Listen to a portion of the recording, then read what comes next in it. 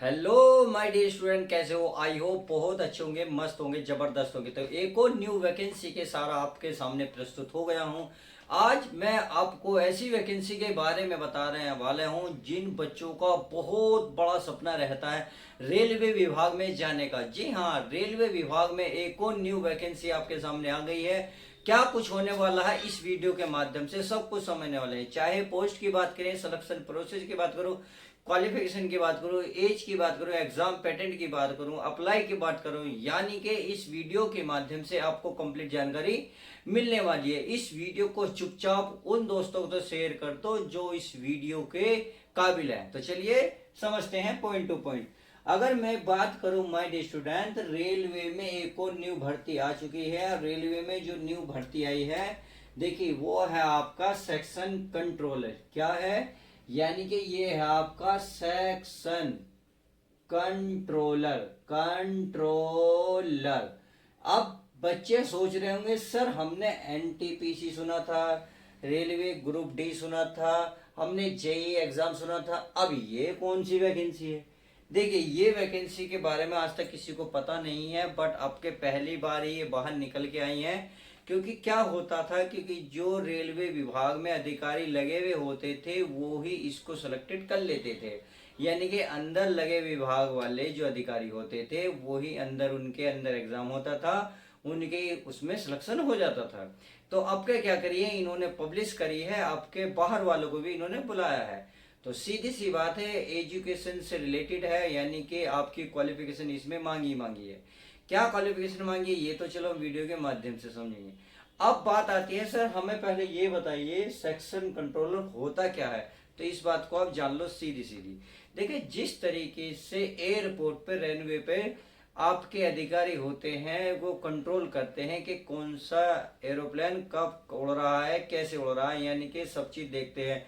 उसी प्रकार से आपके रेलवे में ये आपका विभाग है, इस पे सिर्फ कंट्रोल होगा, यानी कि कौन सी ट्रेन कब आ रही है, कब जा रही है, इसके बारे में डिटेल निकालना, उसकी कंप्लीट जानकारी लेना। आई होप मेरी बात समझ गए होंगे। यानी कि कंप्यूटर पे बैठने का काम है। इसमें सैलरी भी बहुत ही जबरदस्त है।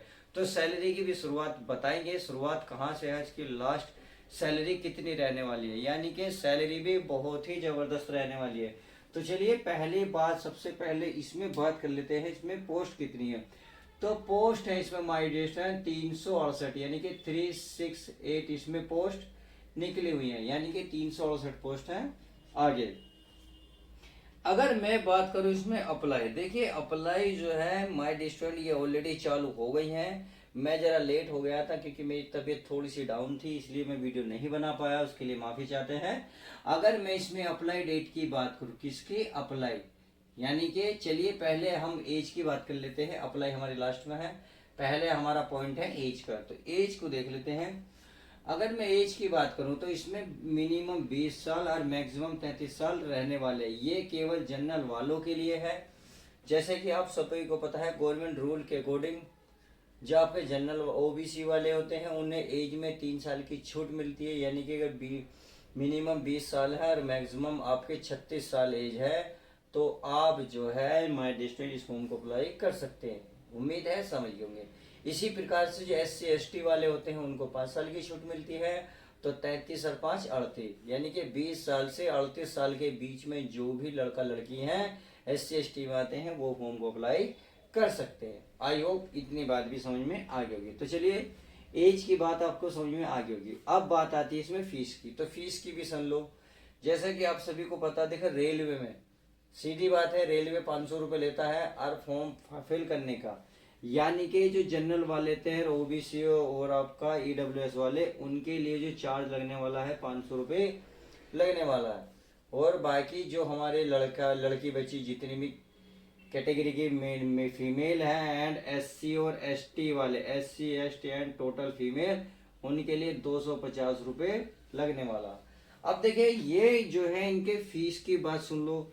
फीस भी आप अगर जैसे ही आप एग्जाम फेल एग्जाम दोगे उसमें देखिए आपका सिलेक्शन हो या ना हो, उसमें से ये 400 रुपये आपके रिफंड कर देते हैं।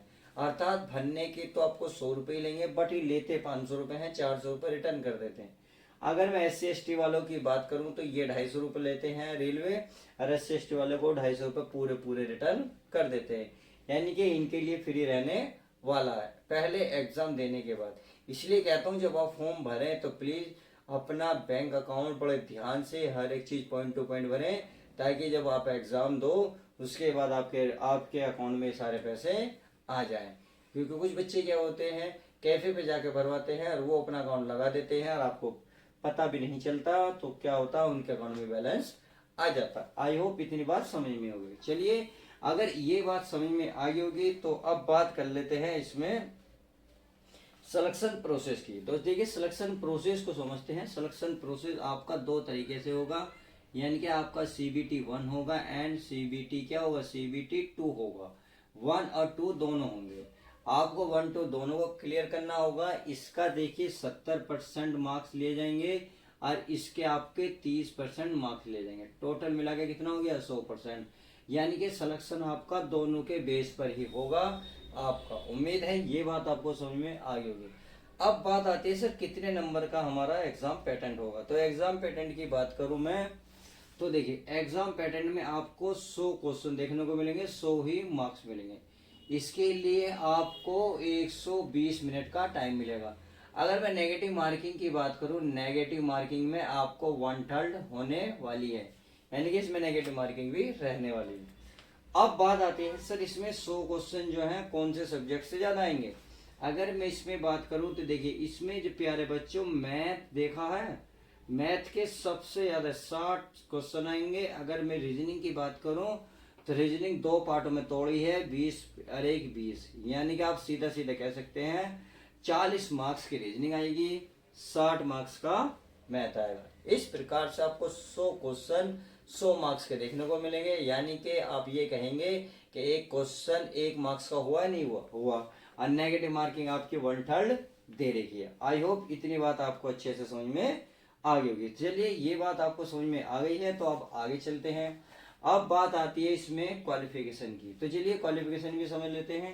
तो क्वालिफिकेशन में मैंने अभी बताया था अगर आपने ग्रेजुएशन कर रखी है तो इस फॉर्म को आप अप्लाई कर सकते हैं। यानी कि आपने चाहे BA करा हो, BSc करा हो, BCom करा हो, डिप्लोमा कर रखा हो, यानी कि आपका चाहे आपने BTech भी क्यों ना कर रखा हो तो आप इस फॉर्म को अप्लाई कर सकते हैं। आई होप ये भी आपको अच्छे से समझ में आ गया होगा। अब बात आती है सर अप्लाई डेट और बता दीजिएगा, ये तो फिर अप्लाई कब से है। देखिए अप्लाई तो है ऑलरेडी चालू हो गई है, क्योंकि इनका नोटिफिकेशन 14 तारीख को आया था। 15 तारीख से यानी कि 15/9 से ये चालू हो गई हैं। और इसकी लास्ट डेट की बात करूं तो 14/10 से तक ये फॉर्म भरा जाएगा। यानी कि आप सीधा सीधा देखिए 1 महीने का टाइम है। अब इन्होंने एक कंडीशन और कही है, अगर आपका कोई फॉर्म भरते वक्त गलत हो जाता है, किसी प्रकार से उसमें मिस्टेक निकल जाती है, क्योंकि फॉर्म तो भरा गया, प्रिंट आउट भी निकल गया तो आपने देखा उसमें मिस्टेक है, तो उन्होंने मिस्टेक का भी बहुत अच्छा खासा टाइम दिया है। तो इन्होंने क्या कहा है कि आप 17/9 से लेकर 17/10 से लेकर 26/10 तक, यानी कि लगभग 10 दिन का टाइम इन्होंने फॉर्म को सही करने का टाइम भी दिया है। तो आई होप आज की वीडियो के माध्यम से आपको कंप्लीट जानकारी मिल गई होगी। यदि कोई भी डाउट रहा होगा तो प्लीज कमेंट जरूर करना, मैं उसको रिप्लाई जरूर दूंगा। तो चलिए ऐसी वीडियो के साथ मिलते हैं नेक्स्ट वीडियो के साथ।